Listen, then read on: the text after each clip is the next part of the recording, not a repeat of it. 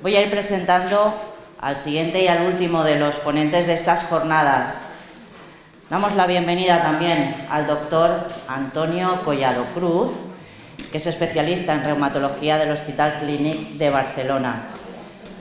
Él nos va a hablar de algunos comentarios sobre la fibromialgia, pero para que lo conozcan un poquito más, les cuento que es presidente de la Sociedad Española de Fibromialgia y Síndrome de Fatiga Crónica. También es fundador de la plataforma Mujer y Dolor. Es miembro de la Junta Directiva de la Sociedad Española Multidisciplinar del Dolor, fundador y responsable también de la Unidad del Dolor Crónico y Fibromialgia del Hospital Clínic de Barcelona, desde el año 2001 hasta el año 2022. Es exconsultor del Servicio de Reumatología del Hospital Clínic de Barcelona, especialista en reumatología y tratamiento del dolor, y también es investigador y docente en las líneas principales de la fibromialgia y el dolor crónico. Les presento, para que nos hable de fibromialgia, al doctor Antonio Collado Cruz. Muchas gracias. Muchas gracias.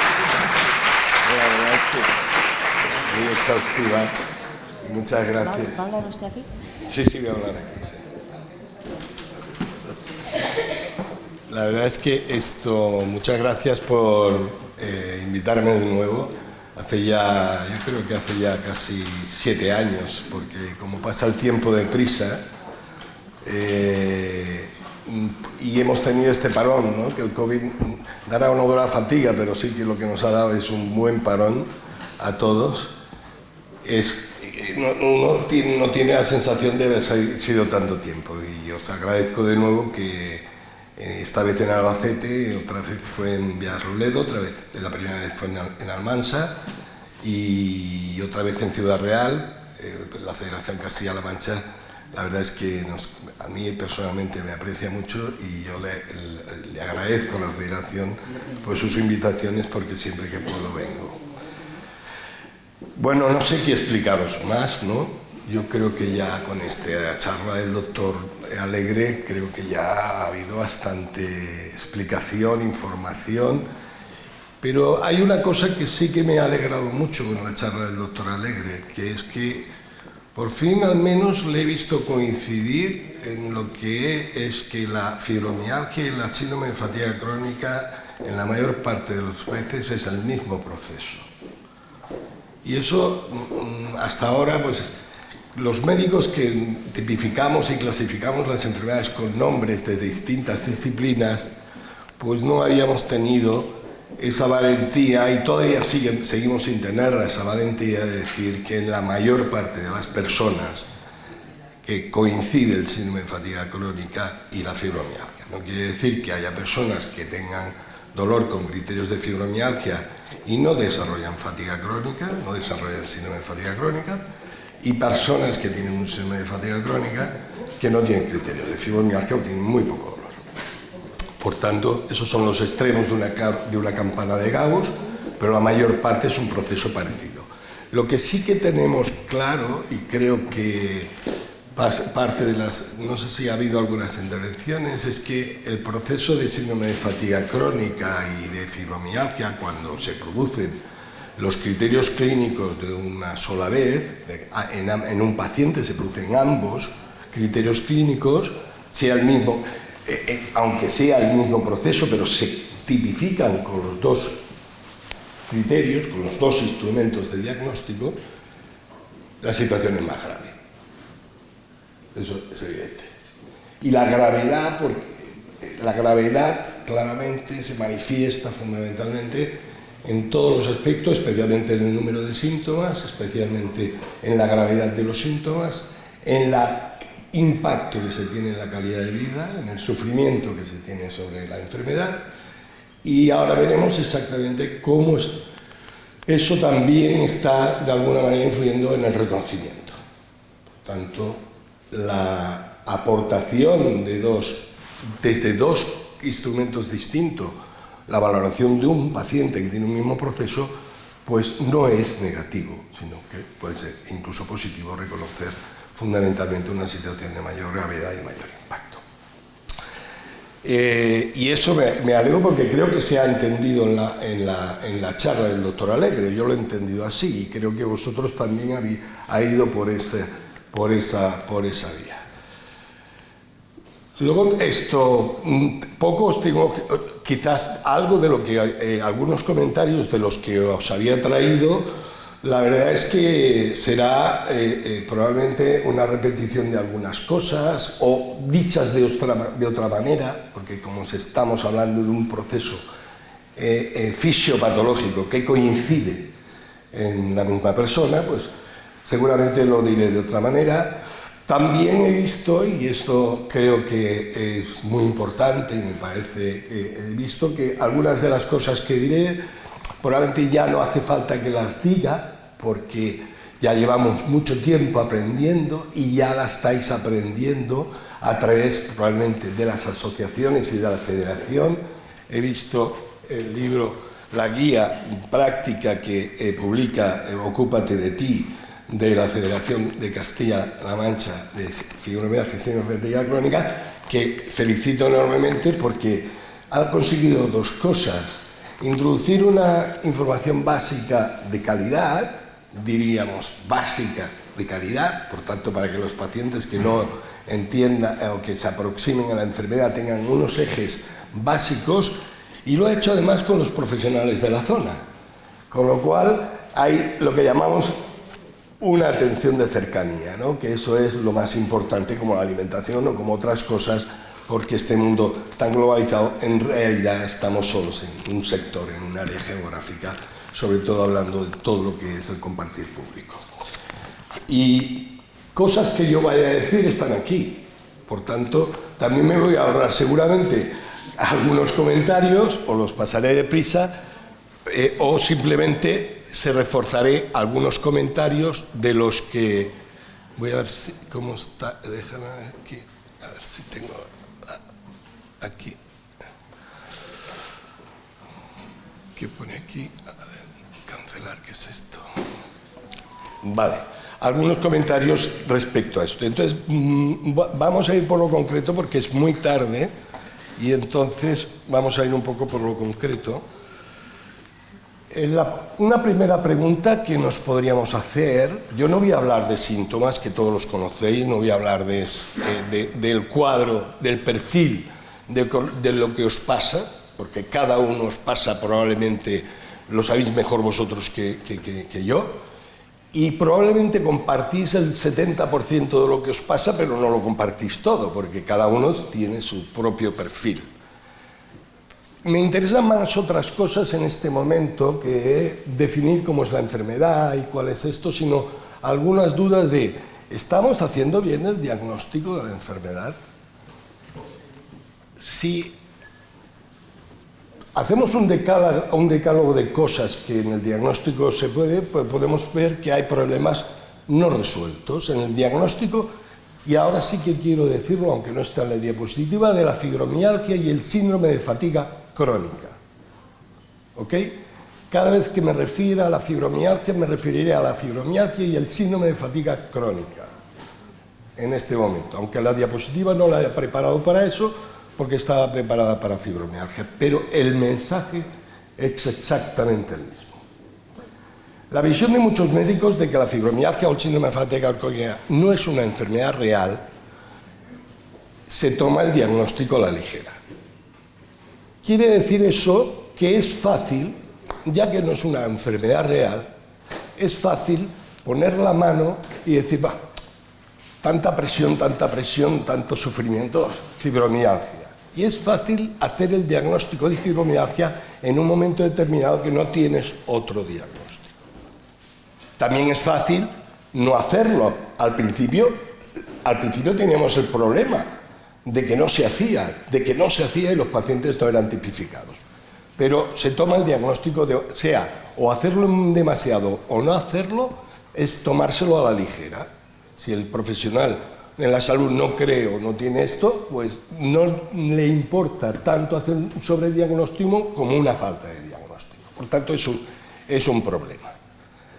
La escasa existencia de profesionales especializados en el cuidado de estas enfermedades incluso con ejemplos de que algunos servicios no aceptan de rutina pacientes con fibromialgia o síndrome de fatiga crónica. Lo hacen solo para descartar otras enfermedades y de ahí pasar de nuevo a atención primaria. Pero hay especialidades que no atienden de forma continuada a los pacientes con fibromialgia. En Alicante, la unidad del dolor vas y dices, no tienes fibromialgia, no te cojo. Y ya no te cojo. O al revés. Vas a un servicio de reumatología, usted tiene fibromialgia, pero como no tiene ninguna enfermedad reumática, inflamatoria, autoinmune y tal, usted atención primaria. Eso es lo normal. Eso es lo normal. Problema no resuelto. Otro problema no resuelto es que es verdad que hay una alta prevalencia de dolor crónico extenso. Quiere decir que el 13% de las personas padecen dolor crónico en áreas extensas corporales.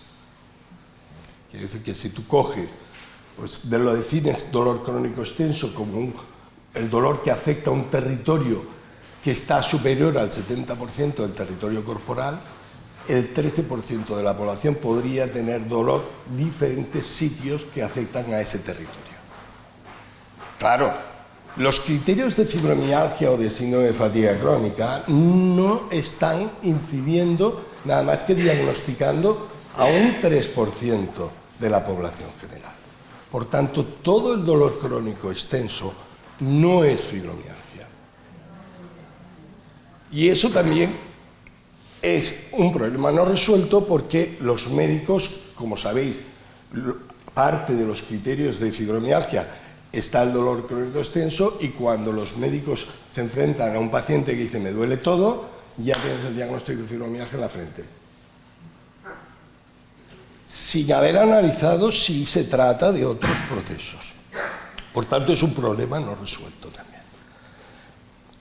¿Se produce un retraso significativo del diagnóstico de la fibromialgia? Sí, los estudios, incluso nosotros en nuestro país, el estudio del BIFAC que hicimos a nivel nacional, estratificado y publicado internacionalmente, nos demostró que teníamos un retraso de 6 años y medio. Y las cifras que se manejan en otros países están entre 3 y 4 años. Probablemente es el mismo que hay ahora, porque 3 y 4 años, pero bueno, 4 años para una enfermedad significa, en esta enfermedad significa que no empieza cuando se empieza a consultar al médico, sino que empieza mucho antes. Pero cuando empiezan los síntomas, tampoco empieza, sino que empieza mucho antes. 4 años para esta enfermedad, si viene de cruzado, quiere decir quedarse sin paciente. Quiere decir que el efecto que ha producido la enfermedad ya en el organismo, en nuestro sistema neurológico y nuestro cuerpo es tan potente que es muchas veces muy complicado de tratar. Por tanto, estamos en un retraso diagnóstico muy importante. Es como si tú cogieras a un diabético, antiguamente, y lo diagnosticaras cuando ya había perdido la visión. ¿Entiendes? O cuando coges un cáncer y lo diagnosticas, que yo lo he hecho, yo lo he visto cuando era residente, lo diagnosticas cuando ya se perforaba la piel, un cáncer de mama. Claro, eso estaba con metástasis en todas partes, ¿no? Por tanto, el diagnóstico es muy tarde. Otro problema. Puede haber diferentes variables que expliquen esto, ¿eh? Luego, si queréis, podemos discutirlas por qué. Pero la simplificación del diagnóstico, este también es un problema. No disponemos de un biomarcador patognomónico específico que nos diga que un paciente es diferente de otro, que un paciente es diferente de un sano, que un paciente tiene fibromialgia, solo haciendo un análisis o haciendo un marcador y no preguntando al enfermo. Cosa que en otras enfermedades, sí, la diabetes mismo, la hepatitis crónica, en muchas enfermedades, la osteoporosis mismo, si no le haces una densitometría no la sabes, etc. Por tanto, es otro problema. Y no hay concordancia absoluta entre los diferentes criterios clínicos que han ido saliendo de la literatura. Y ahora hablaremos un poco de ellos y por qué se han ido produciendo esa aparición de criterios clínicos distintos. En la literatura hay varios grupos de criterios clínicos, no solo en síndrome de fatiga crónica, sino en fibromialgia. Además es muy claro en fibromialgia. Y ahora veremos por qué y qué es lo que, o podemos mirar por qué no tienen una concordancia absoluta. Unos diagnostican y no diagnostican todos los criterios clínicos a los mismos criterios. Perfecto. Pensaba que era para mí el agua. Muchas gracias. No se preocupe. No se preocupe. Ay, perfecto, gracias. Muchas gracias. Avances en el diagnóstico, pero ¿qué avances ha habido por el hecho de diagnosticar y clasificar estas enfermedades? La fibromialgia y el síndrome de fatiga crónica. Pues ha habido, desde mi punto de vista, 3 avances muy importantes.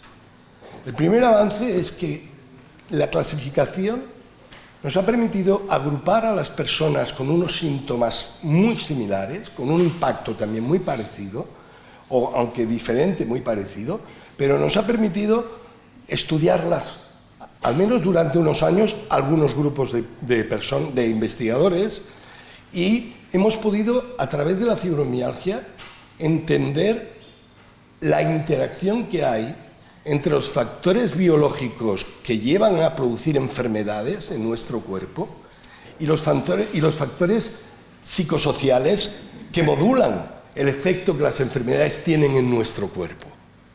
Y cómo eso en fibromialgia es muy importante y es un ejemplo que no solo arrastra el conocimiento de la fibromialgia, sino el conocimiento de los mecanismos de dolor crónico y de fatiga crónica. Y eso es un avance que nos ha permitido entender cuántos factores, salirnos de lo que es la línea simple, cartesiana, ¿no?, que decimos, causa-efecto. Oiga, ¿por qué tengo yo esta enfermedad? ¿Tengo un virus o no tengo un virus?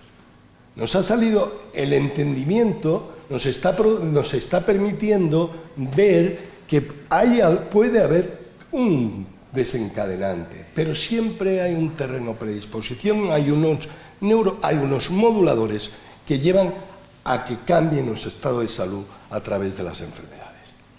Y que los factores que se producen en nuestras vidas son muy importantes también, independientemente de esta causa que estamos buscando, que si es el virus del COVID o si es el virus del estigma.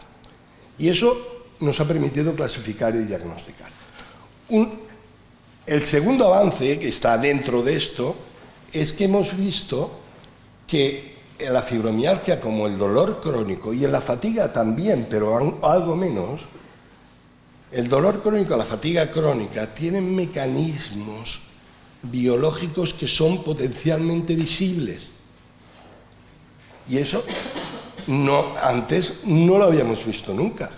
Pero la fibromialgia ha permitido avanzar también en la investigación neurobiológica del dolor crónico de una forma muy importante. Tú no puedes hacer un estudio de dolor crónico actualmente en el mundo, en todas las investigaciones de todo el mundo, sin contar con las investigaciones que se han hecho en fibromialgia.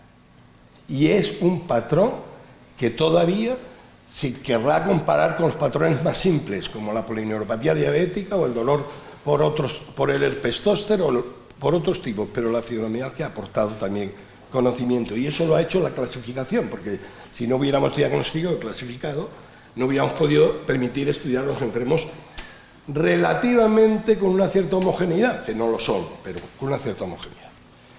Y el tercer punto que ha permitido que el avance del diagnóstico y la clasificación es que hemos podido legitimar el dolor y otros síntomas como la fatiga para muchos pacientes, no para otros, pero para muchos pacientes, que antes, y quiero recordar a los que ya sois como yo, estaban clasificados en el ámbito de la dimensión psiquiátrica y psicológica. Y ahora ya hay muy poca gente que levante la voz diciendo que esto es una enfermedad psiquiátrica. Muy poca gente. Podemos tener unas dificultades en no entendimientos de muchos profesionales mal formados, pero no en el ámbito de la rigurosidad científica y profesional. Las personas han entendido que la fibromialgia es una enfermedad donde el cuerpo duele, donde la gente se cansa, que no se expresa de forma espúrea ni se amplifica, sino que matiza y claramente. Y eso lo ha hecho porque hemos podido visualizar ciertas cosas con la enfermedad. Es tan importante esta última, la legitimación, que todavía hay, en este momento también es un arma de doble filo. Un estudio hecho en Escocia, muy reciente además, de bastantes pacientes, muy interesante porque coge pacientes diagnosticados de fibromialgia. Pacientes que no estaban diagnosticados de fibromialgia. Tenían dolor, pero no estaban diagnosticados. Nadie les había puesto el diagnóstico. Y pacientes que tienen dolor crónico, pero que no tienen fibromialgia. Y aquellos pacientes que no estaban diagnosticados, algunos los valoran y los diagnostican de fibromialgia. Y se encuentran, por tanto, con tres grupos. Uno que habían sido diagnosticados, otros que no estaban diagnosticados pero que tienen fibromialgia, y otros que no tienen fibromialgia pero tienen dolor crónico. Y miran las diferencias que hay entre ellos, y miran que fundamentalmente cuando se establece el diagnóstico de fibromialgia, la frecuencia de género es mayor. O sea, que a la mujer se le atribuye más el diagnóstico en general que al hombre. ¿Ok? Eso es importante también. En el segundo, el impacto en calidad de vida es el mismo. Los que estaban diagnosticados como los que no estaban diagnosticados. Pero los que tenían el diagnóstico estaban mucho menos satisfechos con el tratamiento y mucho menos satisfechos con la atención, habían perdido el empleo, estaban en situación absolutamente mucho más precaria desde el punto de vista de la protección y el reconocimiento social. De tal manera que esto lleva a los investigadores a expresar la conclusión, una de las conclusiones de su estudio, que es que el diagnóstico parece estar más relacionado con el proceso de legitimación del paciente, con lo cual es muy positivo, pero tiene esta arma doble filo porque el profesional se retrae y no toma actitudes hacia el tratamiento de la enfermedad y de su impacto.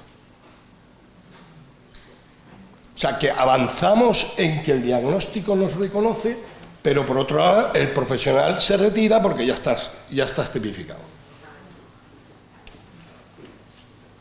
Por tanto, hemos avanzado en una gran parte, pero nos falta un segundo paso. Y es verdad que la dimensión de los criterios utilizados no favorece muchas veces el entendimiento.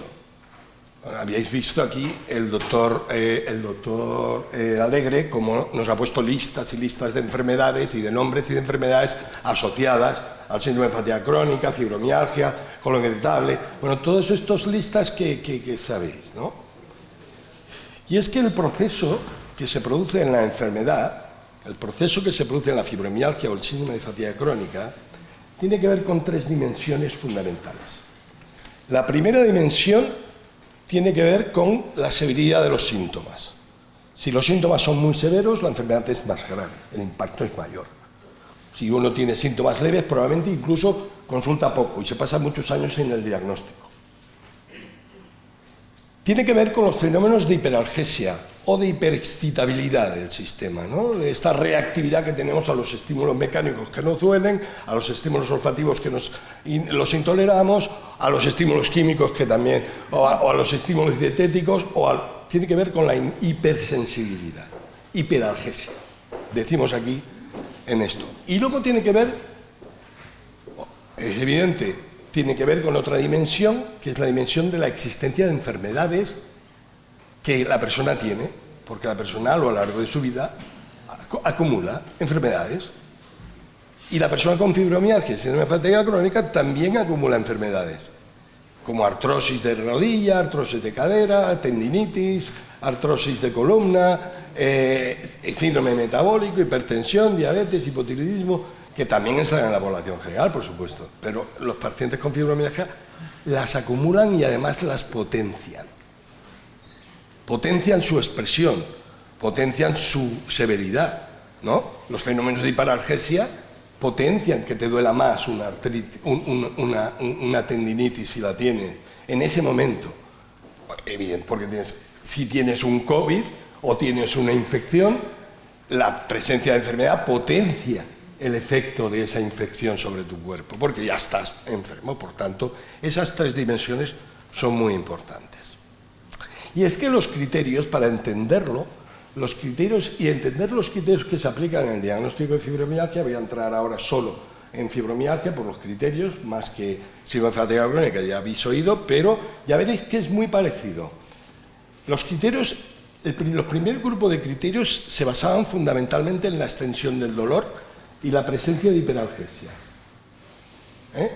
El número de puntos, la capacidad que yo tenía para provocar dolor extensamente en el cuerpo de la persona, que el profesional tiene, y la extensión que tiene el dolor. Luego se dieron cuenta de que había otros síntomas, claro, como el síndrome se dieron cuenta que había un síndrome de fatiga crónica, pero que eran esos síntomas, y dijeron, pues la fatiga tiene importancia, el sueño reparador tiene importancia, la alteración cognitiva tiene importancia. Y entonces, para el diagnóstico de fibromialgia, dijeron, pues estos tres síntomas, que son los principales, que son los síntomas del síndrome de fatiga crónica, los vamos a poner en los criterios fundamentalmente, claro, porque no estamos cogiendo a todos los enfermos. Y entonces cogieron eso. Y incluso, después de los criterios del 90, ACR90, los criterios del 10, del 11 y del 16, se dejaron de aplicar los criterios de exploración, el umbral del dolor, el número de puntos. Con lo cual, se diagnostica un paciente con síndrome de fatiga crónica y un paciente con fibromialgia con los mismos criterios. ¿Me entendéis? Eso es un avance en la aproximación de coger dos caminos que la medicina, los profesionales de salud han tomado de forma distinta para converger en el paciente, en la mayor parte de pacientes, no estoy hablando de todos, en la mayor parte de pacientes. Pero eso nos lleva a decir, nos lleva a ver que hay discrepancias cuando utilizamos unos criterios u otros. De tal manera que hay que hacer nosotros en la actualidad, al menos nuestro grupo de trabajo y muchos expertos, siempre, en los últimos años, siempre hemos exigido la presencia de dos tipos de criterios diagnósticos distintos, precisamente porque uno nos da el grado de sensibilidad al dolor y el otro nos da el grado de severidad de los síntomas que padece la enfermedad. ¿Okay? Y entonces aconsejamos, en el 18, porque todo se paró, luego el 19-20 se paró la cosa con la pandemia, en el 18 el grupo de clasificación, de taxonomía del dolor diagnóstico de la Organización Mundial de la Salud, que viene del grupo americano, estableció unos criterios de la APTT en los cuales hay dos dimensiones: el dolor, la extensión del dolor, evidentemente, la severidad de los síntomas, la alteración del sueño, fatiga y síntomas, y también los mecanismos de hiperalgesia. Por tanto, es como una mezcla de los primeros y los últimos criterios. Y estos criterios están por desarrollar, pero sería el primer instrumento realmente diagnóstico más consensuado que tendríamos en la fibromialgia. ¿Vale? Aplicar estos criterios y aplicar dos de los antiguos, o sea, criterios 2016 y 1990, probablemente sea similar. Actualmente, ¿cómo la clasificamos? También hemos dado un paso en clasificación. Hemos dado un pequeño paso en clasificación. Antes la OMS la había clasificado con el M79.9, ya lo sabéis esto, tenía un código de clasificación. Pero la Organización Mundial de la Salud se ha puesto en los últimos años a clasificar el dolor y las enfermedades con dolor. Y entonces ha creado una nueva clasificación y el dolor crónico en su conjunto se clasifica, como veis, en 7 grupos, que son los de la izquierda. Dolor crónico primario, dolor relacionado con cáncer, dolor por cirugía o postraumático, dolor neuropático, dolor secundario, dolor de cabeza o dolor facial, dolor visceral y dolor musculoesquelético. ¿Vale?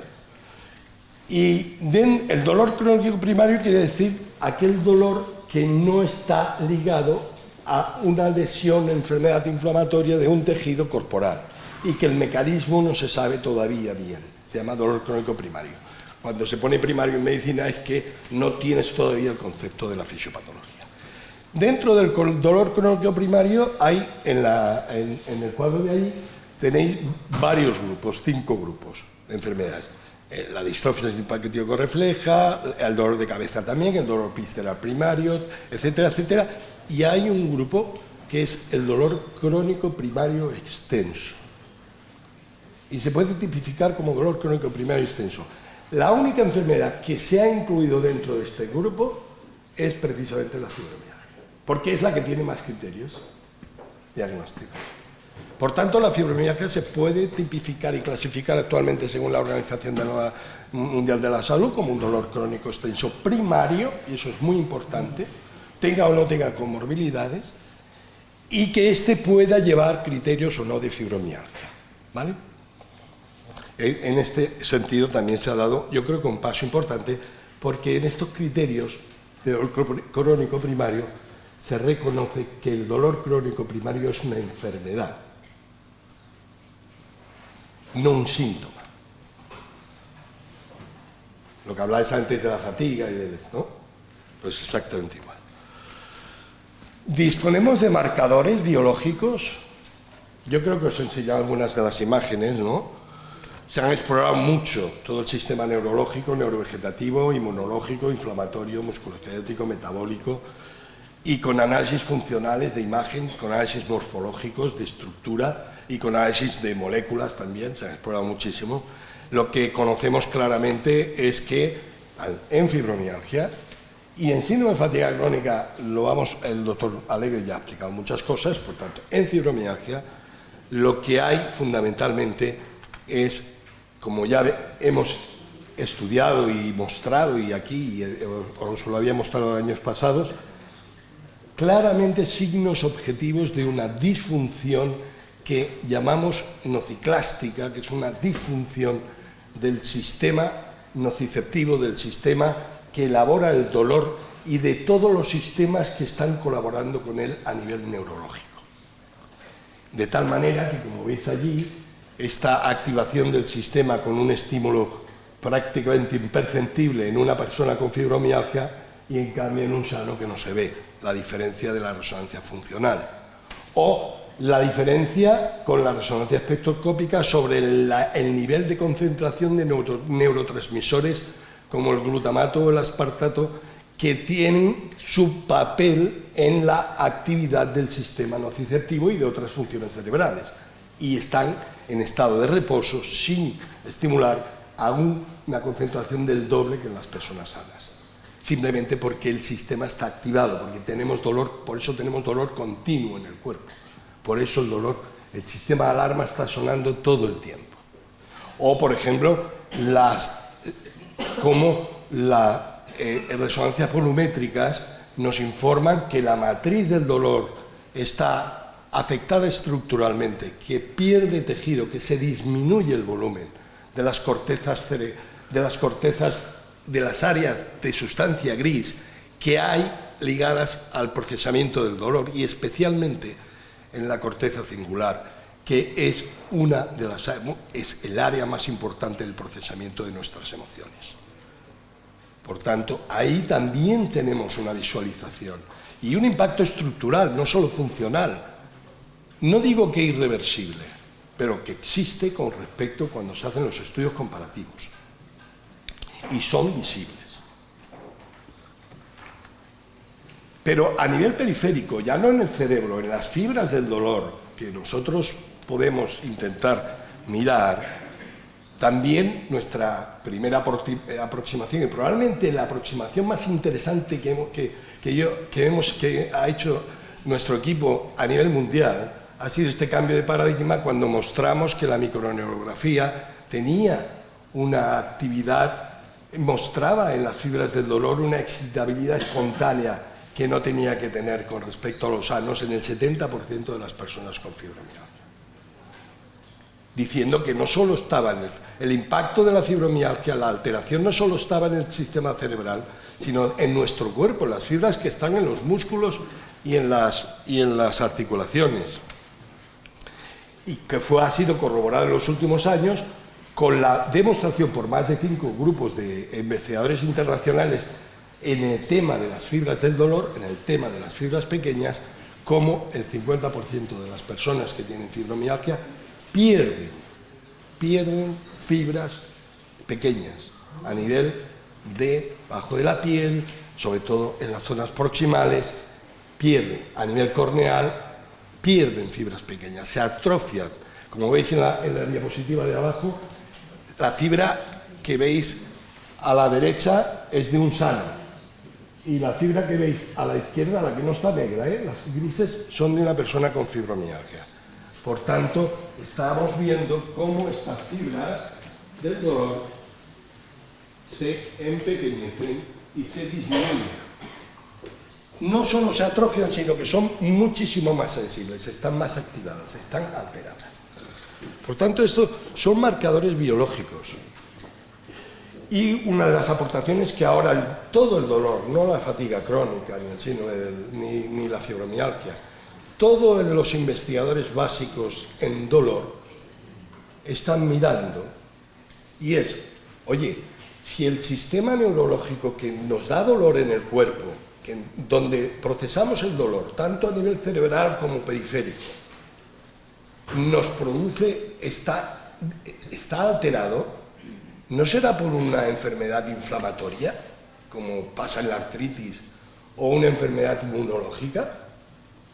Y entonces los investigadores ahora dicen, pues podría ser, pero resulta que el sistema inmunológico, el sistema de defensa que tenemos en la sangre, sirve para el cuerpo, pero no para el sistema neurológico, no para nuestro cerebro, nuestra médula y nuestros nervios.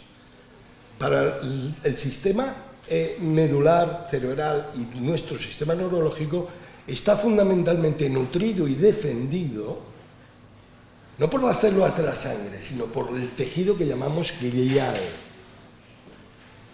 El tejido glial, los astrocitos, la microglia, un tejido que es el tejido que soportan las neuronas. Y cuando vemos esto, hay muy poco en este diapositiva, como veis, son 2 neuronas, la transmisión estaría afectada, como os he dicho, más excitable, y allí vendría estas células que veis de color crema, que son los que defienden y nutren el sistema neurológico, nuestro sistema, el sistema de defensa propio, la glia. ¿Vale? Pues las primeras aproximaciones a visualizar cómo está la glia, no las neuronas, sino la glia, en el cerebro de las personas con fibromialgia y con síndrome de fatiga crónica, porque ya os digo que tienen esta intersección, muestra claramente que la glia está activada. Es como si yo hiciera un análisis de sangre y dice, tengo una velocidad alta, tengo los linfocitos por las nubes, están activados, es que tengo una infección. Pero claro, eso en una enfermedad que solo afecta al sistema neurológico. La sangre no lo recoge, pero en cambio la glia está activada. Y eso es muy importante porque si se produce una inflamación en los tejidos neurológicos por la causa que sea, de largo tiempo de evolución en personas con predisposición, en realidad, ¿quién serían las perjudicadas? Las neuronas, que son las que están ahí, y se harían más excitables y se harían más sensibles. Por tanto, una de las vías de tratamiento, no solo para la fibromialgia, pero la fibromialgia está arrastrando, es buscar moléculas antiinflamatorias directamente, biológicas, directamente que bloqueen la actividad, que disminuyan la actividad del sistema glial. ¿Ok? ¿Entendéis? Como un antiinflamatorio específico. Y eso tardará más o menos, pero ahí hay un target importante. Y se está haciendo un esfuerzo muy importante, porque eso no solo está tratando la fibromialgia, está tratando el dolor crónico en una gran parte. Porque el dolor crónico al final se comporta como una fibromialgia, con síndrome de sensibilización, con sistemas que están muy activados igual. Y por tanto tendremos más tarde que pronto o más pronto que tarde, podríamos tener alguna molécula que estuviera trabajando en ese aspecto. Ahora estamos aproximándonos un poco con la naltrexona y algunos otros fármacos a nivel clínico, pero estamos todavía un poco lejos todavía del target, pero estamos aproximándonos, diríamos. Vale, yo voy a ir ya porque no voy a... ¿Qué medicamentos son útiles? Seguro que os han explicado esto. No hay que tirar campanas a vuelos. Hay una pregunta que ha salido. ¿La enfermedad disminuye los síntomas o trabaja sobre los mecanismos? No. La enfermedad tiene fármacos que trabajan sobre los mecanismos. Disminuye síntomas, no cura la enfermedad. Pero eso pasa en diabetes. La insulina no cura la enfermedad. Trabaja sobre los mecanismos. Pasa en osteoporosis. Pasa en todas las enfermedades. Pero trabaja sobre algunos mecanismos, porque hay algunos fármacos a los que son respondedores, porque hay otros que no son respondedores y hay otros que no los intoleran, pero que trabajan sobre más de un síntoma. O sea, cuando tú das un fármaco y tienes un buen respondedor, que en las, diríamos, estudios más optimistas, después de hacer todo el análisis, estaría alrededor del 50% de los buenos respondedores, después de quitar las intolerancias, pues incluso en estos no varía solamente el dolor, no variaría solamente, sino variaría también otros síntomas relacionados con la enfermedad. Por tanto, está trabajando sobre mecanismos, no sobre un síntoma solo. Con evidencia recomendada, ya sabéis que en el país hay 3 fármacos, falta el Minalcipran, que se puede conseguir porque es francés y en Andorra se puede conseguir, algún ensayo clínico recomendado en alguna guía, esto recomienda esta segunda línea, como el tramadol, y también se utiliza muy a menudo. Con evidencia, pero poco recomendado está el oxalato de sodio de la naltrexona, que en clínica lo tenemos que utilizar alguna vez en enfermedades en pacientes muy refractarios y severos, y con ayudas parciales.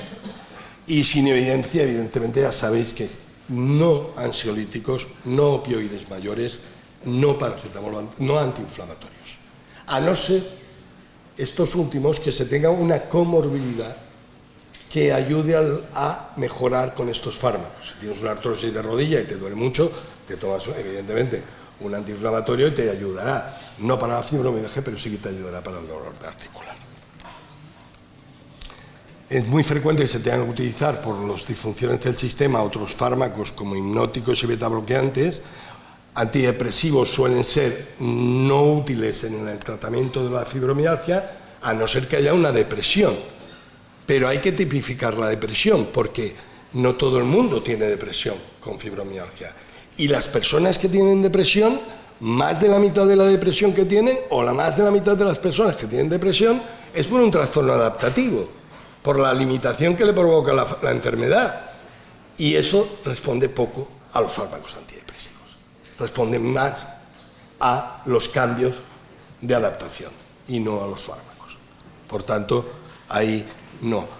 Tómate citalopram, cuando tienes una fibromialgia, citalopram. No, esto, doctor, a mí el doctor Collado ha dicho que esto para la fibromialgia no, esto para la depresión sí, pero para la fibromialgia puede haber otros. ¿Vale? Se pueden tener intolerancias, claramente, como ha dicho el doctor Alegre, se pueden tener intolerancias insalvables, que tengas que dejar el fármaco, y se puede ser no respondedor, ¿okay? También. Pero hay un grupo de pacientes que ya hemos dicho que esto ¿Cuáles son las recomendaciones para iniciar un tratamiento farmacológico? Informar al paciente sobre los mecanismos de los fármacos, porque los pacientes se piensan, me están dando un relajante muscular y te están dando un ansiolítico, que no trata la fibromialgia, porque tenemos evidencia de que eso no funciona en el control de la enfermedad. O te dan un antidepresivo y tú crees que te por depresión, y no es el asunto.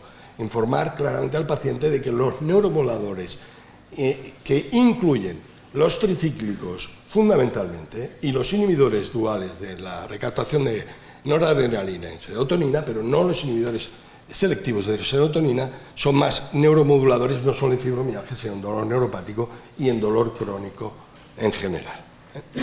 Mantenimiento, búsqueda de la respuesta. Es muy importante hacer un test de respuesta, que cuando uno empiece a tomar no piense que no está haciendo un test y haciéndolo de la forma correcta, porque si no, al mínimo efecto secundario, lo deja.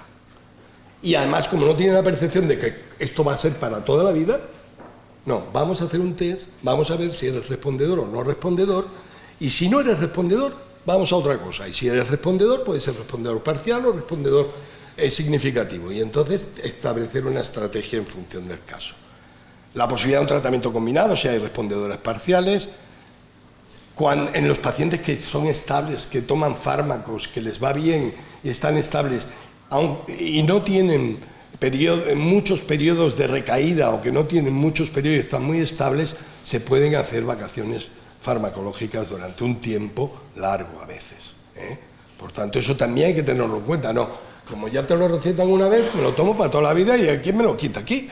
¿Sabes lo que? Si yo estoy estable, y resulta que es el paciente el que dice, ya lo dejo porque no parece que me esté haciendo mucho. En realidad lo que está obteniendo es que esa respuesta, y muchos de estos pacientes pueden recaer, y recaen. De hecho, vienen a la clínica y entre los factores que se observan es que habían dejado la medicación, ¿vale? Utilizar coadyuvantes de forma transitoria, huyendo de la polifarmacia, que es muy fácil de hacer en los pacientes con fibromialgia y síndrome de fatiga crónica. No utilizar opioides mayores, eso ya está bastante, ya lo he dicho, y no utilizar benzodiazepinas. Retirar el tratamiento farmacológico cuando ha demostrado que no ha sido útil, es lo más coherente. Siempre se debe acompañar el tratamiento farmacológico con medidas físicas y conductuales y con medidas de monitorización, que eso es muy importante. Incluso los médicos, ¿qué estás? Estoy fatal. ¿Así? Entonces ya has entendido que la enfermedad no está bien controlada. Y resulta que haces una historia clínica más exhaustiva y el paciente está fatal, no porque tenga más dolor general o porque tenga más dolor extenso, más fatiga o más alteración del sueño. Eso está bien, pero es que tengo un dolor aquí en la cadera, ¿sabes? En este sitio, claro, eso puede ser una comorbilidad, es una comorbilidad influenciada en un paciente con fibromialgia o con síndrome de fatiga crónica, pero que es candidata a un tratamiento regional y que ayuda mucho. Por tanto, seleccionar variables de monitorización, entender qué es el dolor extenso y el dolor general o la fatiga, y tener escalas de monitorización y entender que el dolor regional puede pertenecer al ámbito del paciente por la fibromialgia o por comorbilidades que tenga en su ayuda. Bueno, no voy a explicar esto porque lo he explicado. He traído este metaanálisis porque es de los últimos en que comparan los tres tipos tienen beneficio. El que menos es el estiramiento, pero es útil. El que más es el ejercicio aeróbico, que es el que mejor se puede hacer, pero aquellos pacientes que puedan hacer un ejercicio de resistencia, que son no muchos, y especialmente si tienen síndrome de fatiga crónica, ya habéis oído al doctor Alegre, es imposible. Los ejercicios de resistencia de aquellos pacientes que pueden hacerlo tienen también ventajas, especialmente tienen ventajas en el impacto de la calidad de vida, incluso mayor que los otros, pero sobre todo se aconseja, si es posible, estiramientos que se hagan, pero si es hacer aeróbico.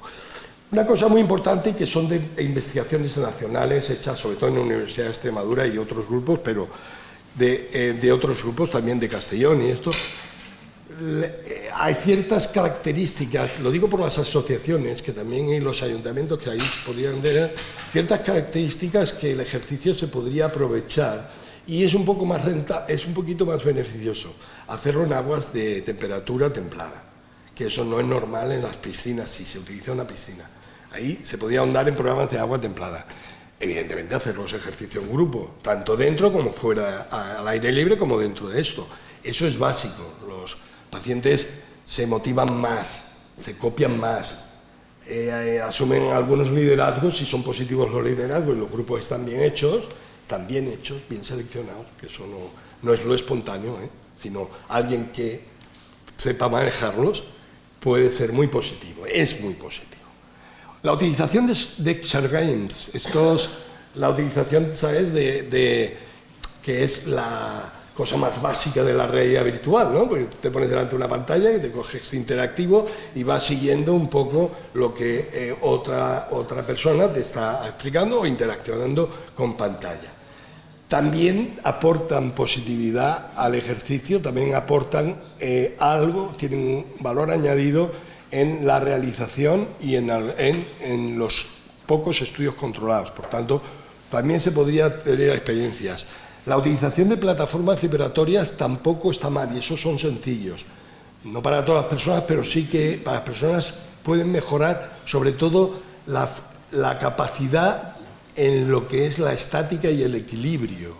El dolor también, pero menos, sobre todo esta fortaleza, que sabéis que es muy, muy alta. La marcha está alterada en las personas con fibromialgia y síndrome de fatiga crónica. El número de caídas es mayor. Y más en esta pandemia, algunas personas se caían simplemente porque además no veían con la mascarilla. Y entonces se tropezaban en las aceras y es más fácil. Eso se puede utilizar. Este metaanálisis ya lo explica, lo he traído simplemente como fortaleza en las afirmaciones. Y estamos entrando en un mundo, no he querido dejar de ver qué puede aportar este nuevo mundo en el que entramos y que no tiene salida, que tiene solamente una entrada y vamos a él, que es la realidad virtual. La realidad virtual, para que lo entendáis, hay 3 niveles. La interacción que se hace con una pantalla, eso es una realidad virtual muy básica, que se llama no inmersiva. El individuo, la persona, no se entra dentro de la realidad, sino simplemente que interacciona con una realidad virtual, y es el Exergame que os estoy diciendo, que hemos dicho.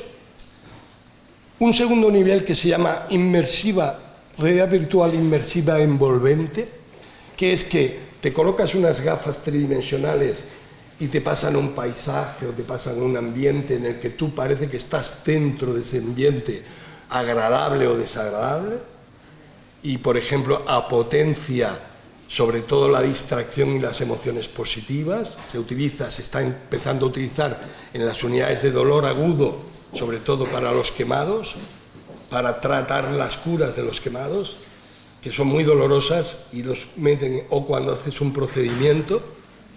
En fibromialgia, en nuestro país hay algún ensayo hecho para hacer ejercicio, también favorece la motivación, la inmersiva envolvente. Podría ser un camino que mejorara también o ayudara a la rehabilitación un poquito. Y ahora estamos trabajando, y todavía no sabemos, en lo que es la realidad virtual seria, real, que es la inmersiva con lo que llamamos embodiment o toma de conciencia corporal del personaje, del avatar, del personaje real, irreal, virtual que tienes dentro de tus gafas. Y se puede llegar a niveles de que tú hagas un embodiment hacia este personaje virtual y todo lo que haga el personaje virtual es como si fueras tú. Es un hecho muy interesante. Ese embodiment es lo que se está trabajando fundamentalmente, precisamente para progresar en la realidad virtual. Tanto es así que se puede hacer un embodiment positivo como un embodiment negativo. Nosotros hemos hecho un estudio, o estamos haciendo estudios fundamentalmente con un equipo de alto nivel internacional que está en el IDIVAP de nuestro centro, que son referentes precisamente trabajando sobre esa capacidad de embodiment. Y nos hemos preguntado dos cosas: si las personas con dolor crónico, con fibromialgia, tienen la misma capacidad de tomar la conciencia corporal del avatar que las personas sanas, y si este embodiment es igual siendo en positivo, o sea, haciendo lo que hace el avatar, o si este embodiment también podría ser hacer desaparecer el avatar, la imagen corporal, y por tanto no tener conciencia corporal de tu propio cuerpo, que también es el negativo. Estamos haciendo las dos cosas. De hecho, los resultados no os puedo explicar porque están a punto de publicarse, son muy interesantes, pero las personas con fibromialgia consiguen, a pesar de tener dolor corporal extenso y por tanto tener un estímulo sensitivo muy alto, consiguen hacer el proceso de embodiment. Y consiguen hacer el proceso de embodiment positivo, capaz de colocarse el brazo y sentir que el brazo es suyo, y también, como veis en esta diapositiva, también hacen un embodiment que son capaces de sentirse sin estar dentro del cuerpo cuando el cuerpo del avatar va desapareciendo en la imagen. Eso es interesante, es muy interesante porque es una forma de modulación neuropsicológica, sobre todo, que puede aportar, ahora no, pero dentro de unos años, nos puede aportar mecanismos de fortaleza en lo que son los mecanismos de rehabilitación, especialmente de ciertas zonas, especialmente para la marcha, especialmente para la coordinación, especialmente también para lo cognitivo. Por tanto, no he querido dejar este pequeño detalle pincelada de la investigación del impacto que estamos haciendo directamente también en nuestro país. Antonio, una pregunta pequeña. ¿Esto provoca un estímulo serio cerebral? Esto provoca un cambio, un cambio en la modulación cerebral, sí. O sea, tú en realidad piensa que es un proceso cognitivo evaluativo, porque el estímulo lo estás provocando tú todo el rato. Lo que pasa es que tiene un entrenamiento, es un proceso de entrenamiento y tienes un problema. Hay un proceso de entrenamiento como cualquier otro proceso de entrenamiento, es un proceso de entrenamiento. Bueno, ¿debo cambiar mi conducta? ¿Qué diría? ¿Qué dirías tú? Si eres como este, sí. Hay que cambiar la conducta. No vamos a hablar de cambios de conducta, de aquello que sienta mal. Sabemos perfectamente, ¿no?, que esto es importantísimo, pues la no persistencia en la actividad, la fragmentación, la no multitarea, el no control, la falta. Todo esto hay que cambiarlo no porque uno se decida a cambiar así, mañana voy a cambiar, sino que se coja a un coach o a un psicólogo que sepa cambiar y que sepa de dolor, porque no todos los coaches y psicólogos saben de dolor y trabajan más emociones y trabajan más asertividad y trabajan más relajación que cambio conductual, y los cambios conductuales son un poco más pesados porque necesitan registros y necesitan entrenamiento. De nutrición, bueno, todo esto seguro que lo veis en el Ocúpate de ti y no voy a hablar, la nutrición es necesaria. Ya veis el impacto metabólico, la obesidad y el impacto metabólico. Las dietas han de ser antiinflamatorias y han de ser antiinflamatorias. Ya acabo. Sí, les iba a decir... No, ya acabo. Solo una pequeña anotación sobre la indicación de cirugía en fibromialgia. Sabemos que las intervenciones quirúrgicas en fibromialgia pueden aumentar el consumo de analgesia y de opioides en el posoperatorio. La artroplastia de rodilla puede producir también un mayor número de complicaciones médicas y quirúrgicas. La artroscopia o artroplastia del hombro igual. La artrodesis de raquis también le puede pasar. Y en la cirugía de mama puede haber desarrollo de dolor neuropático en la mama con más facilidad en las personas con fibromialgia, pero especialmente puede haber un empeoramiento del dolor crónico extenso. Los pacientes con fibromialgia que sobreviven las pacientes con fibromialgia que sobreviven a un cáncer de mama pasan de tener un dolor crónico en un 20% de los casos, o entre 13 y 20% de los casos, a tener hasta un 40% después de la cirugía y sobre todo de la quimioterapia. Los taxanos provocan un importante impacto a nivel de la fibra neurológica, a nivel de la fibra pequeña que produce dolor. Habéis visto ya, el doctor Alegre ya avanzaba que producía fatiga, porque tienen un impacto importante en los pacientes. Se ha de diagnosticar esta enfermedad antes, si se tiene, de tener una cirugía para poder abordarla preventivamente, si es posible, incluso utilizando algún fármaco, si es posible, en el preoperatorio, y luego haciendo un tratamiento quirúrgico lo más selectivo posible y lo menos cruento posible. Vale, y con eso yo os dejo ya. Creo que ya esto... No voy a dar las claves del tratamiento porque lo dejo para otro día, si me invitáis. Y ya está, yo os doy las gracias. Os doy las gracias.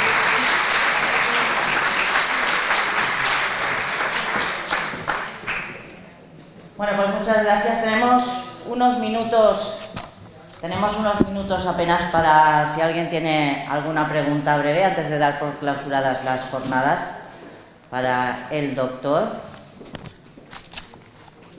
Yo creo que lo ha explicado todo tan bien. Creo que lo ha explicado todo muy bien el doctor Collado, al que le agradecemos muchísimo que haya asistido a estas jornadas.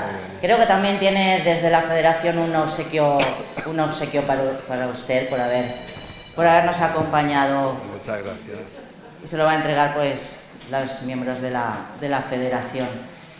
Yo, mientras le entregan este obsequio, quiero agradecer a todos los ponentes y las ponentes que nos han acompañado hoy desde esta mañana, que comenzábamos bien temprano, tanto a la doctora Laura Guijarro Abadanes como a la doctora Eva Fernández Díaz, también a la magistrada doña Inmaculada Parrado Caparrós, al doctor José Alegre Martín y, por supuesto, al doctor Antonio Collado.